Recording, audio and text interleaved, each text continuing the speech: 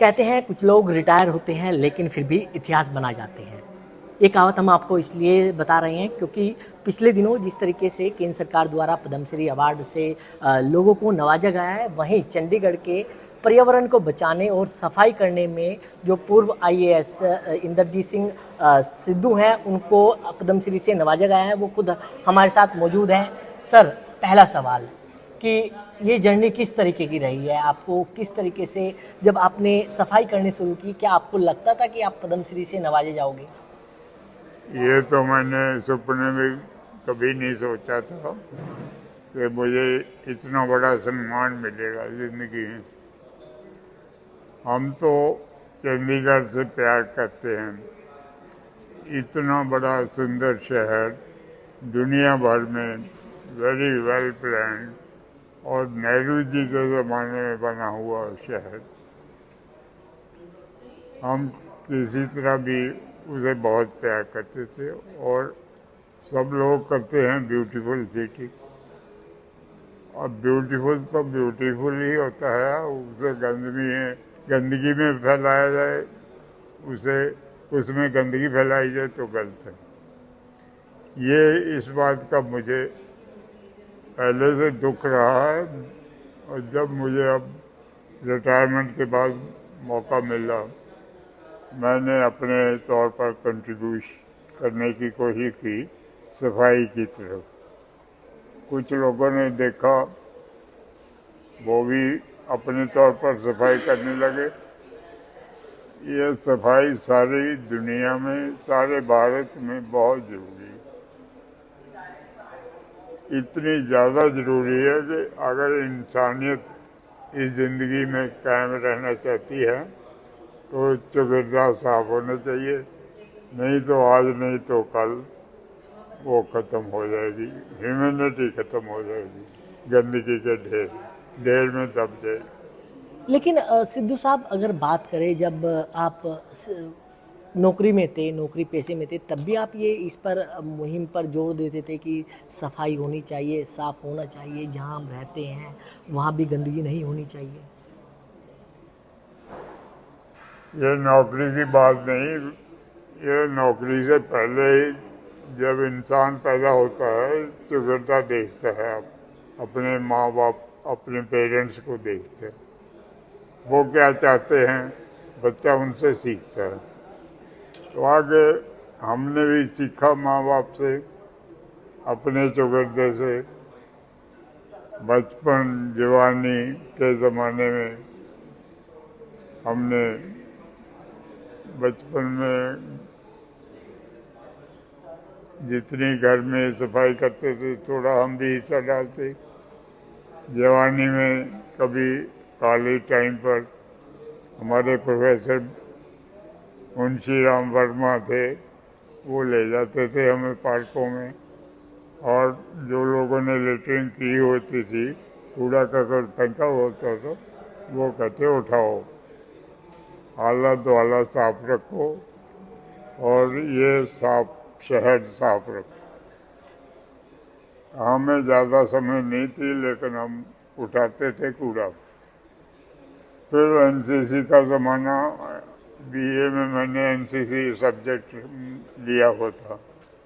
NCC में हमारा सफाई का कंपटीशन होता था, खासतौर जब कैंप लगते थे तो टेंट वगैरह सफाई का कंपटीशन होता था।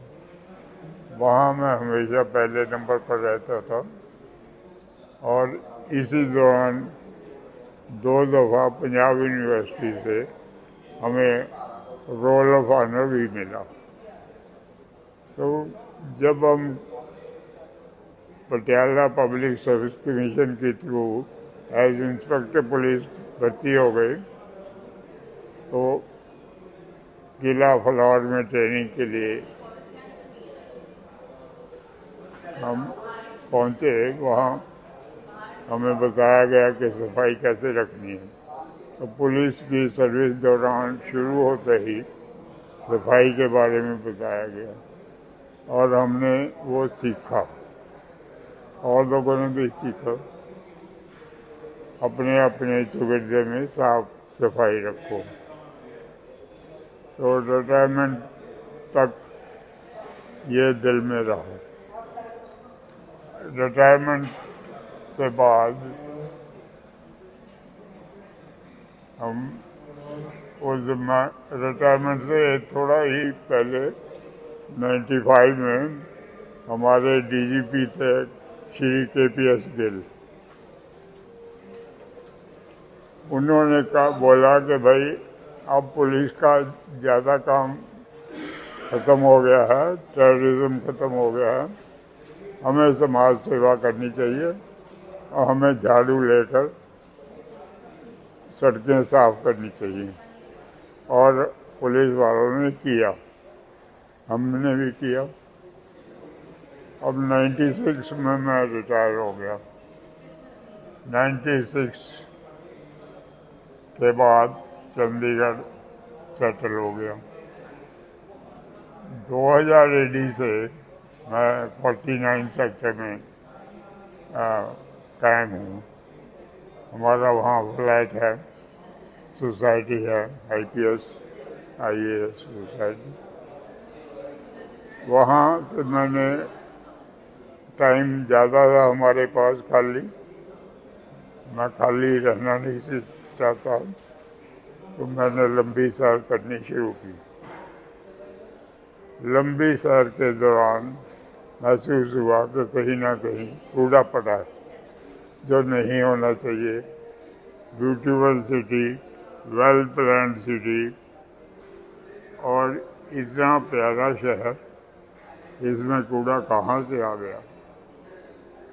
उस स्वभाव हमारे मन में आता रहा कि भाई ये साफ होना चाहिए।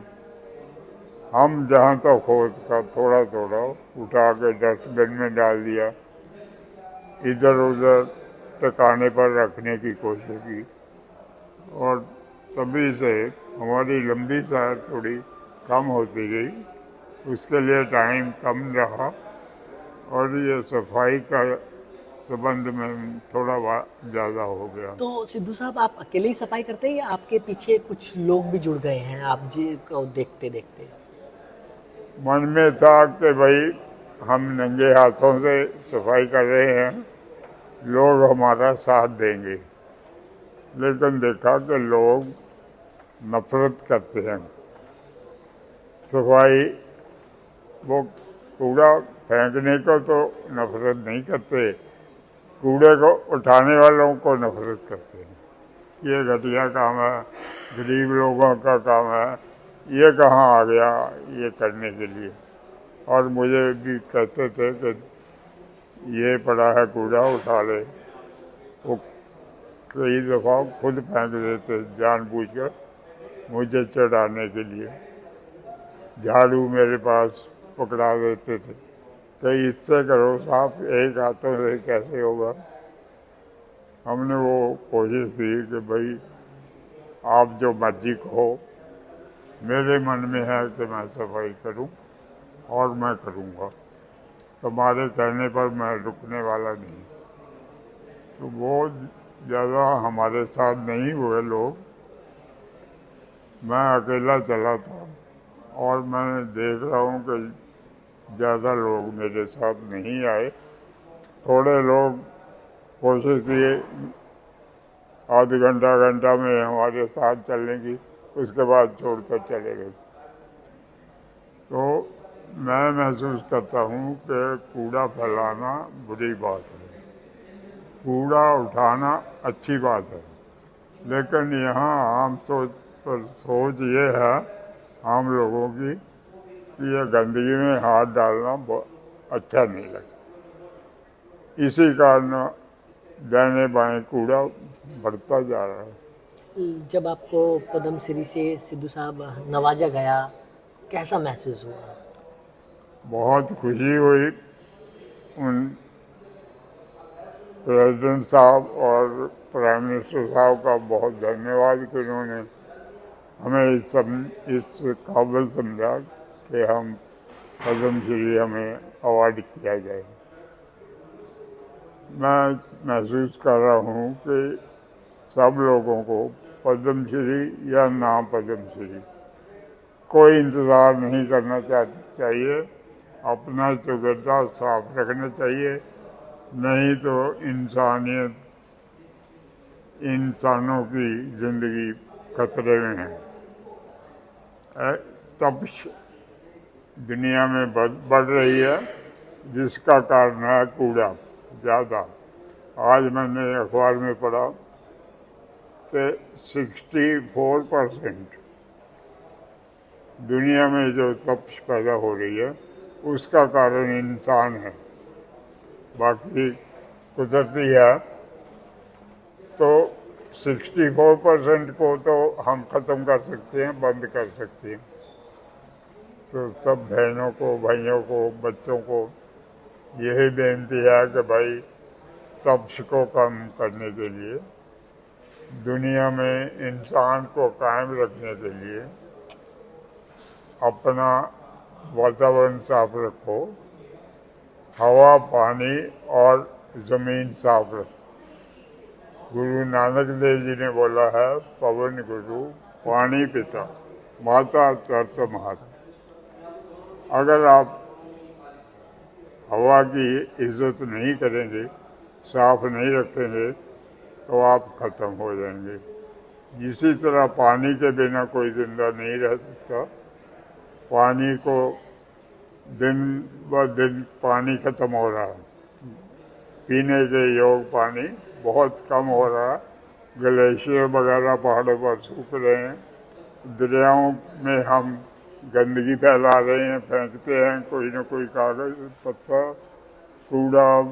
तो आपने देखा होगा कई बिल्कुल दफ़ा। सिद्धू साहब, मेरा एक सवाल ये भी है कि आजकल लोग पहाड़ों की तरफ ज़्यादा जा रहे हैं, चाहे आप कश्मीर की बात करें, हिमाचल की बात करें या फिर उत्तराखंड की बात करें। वहाँ पर गंदगी जो है वो इस कदर फैलाई जा रही है कि जहाँ से वहाँ पर जो पर्यावरण है वो काफ़ी धूमिल हो रहा है। उसको लेकर कुछ कहेंगे आप उन टूरिस्टों से जो वहाँ पर जाते हैं? कहने की ज़रूरत नहीं, सामने ही नज़र आ रहा है। बाकी अखबारों वगैरह में पढ़ते हैं, कहीं कोई ट्रक भर के ले जा रहा है कूड़े का, वहाँ फेंक रहा है दरिया के किनारे। कहीं लोग सैर करने जा रहे हैं, कहीं माउंट एवरेस्ट पर जाते हैं लोग, वहाँ कूड़ा ले जाते हैं। उनको तो ये बात पक्की समझ लेनी चाहिए कि ये पहाड़ जो हैं और ये वातावरण है, ये सब भगवान ने दिया है हमें साफ रखने के लिए, गंदा करने के लिए नहीं दिया। एक दफ़ा मैं लेह की तरफ जा रहा था, तो एक जगह लिखा हुआ था, खाली बोतल, प्लास्टिक की बोतल का अस्पताल। मैंने साथी को पूछा कि ये क्या है। उसने बोला कि ये टूरिस्ट को बताया गया है कि भाई आप अपनी बोतल वगैरह गंदगी यहाँ फेंक सकते हैं इकट्ठा, जहाँ से हम संभाल लेंगे। लोग इधर उधर फेंक जाते हैं, वो नहीं होना चाहिए। तो कहीं भी पहाड़ों पर कूड़ा करकट नहीं होना चाहिए। ये पहाड़ क्या, कहीं भी नहीं होना चाहिए। सब काम सिस्टमेटिक होना चाहिए। सब कूड़ा इकट्ठा करके एक निर्धारित जगह पर रखा जाए, और ये जो भी कूड़ादान बने हैं वहाँ पर रखा जाए। जहाँ आप समझते हैं कि वहाँ से इकट्ठा करके हाँ इसे डिस्पोजल किया जा सकता है, वहाँ पर इकट्ठा करें, कहीं कूड़े को बर्दाश्त न करें। सिद्धू साहब, मेरा एक आखिरी सवाल है कि जिस तरीके से आपको पद्मश्री से नवाजा गया है, उन दूसरे लोगों के लिए जो गंदगी फैलाते हैं उनके लिए क्या संदेश आपकी तरफ से है? लोग बहुत समझदार हैं।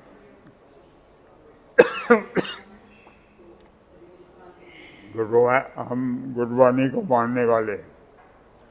उसके मुताबिक तू समर्थ बड़ा, वो लोग समझदार हैं। तू समर्थ बड़ा, मेरी मत थोड़ी राम। जो लोग हैं बहुत समझदार हैं, मेरे से बहुत ज़्यादा समझ। मैं उन्हें कुछ नहीं बताना चाहता, बता भी नहीं सकता, लेकिन उनके सामने है जो हो रहा है, उसे संभालें। अपना जो भगवान ने हमें इतना सुंदर वातावरण दिया है उसको दूषित ना करें।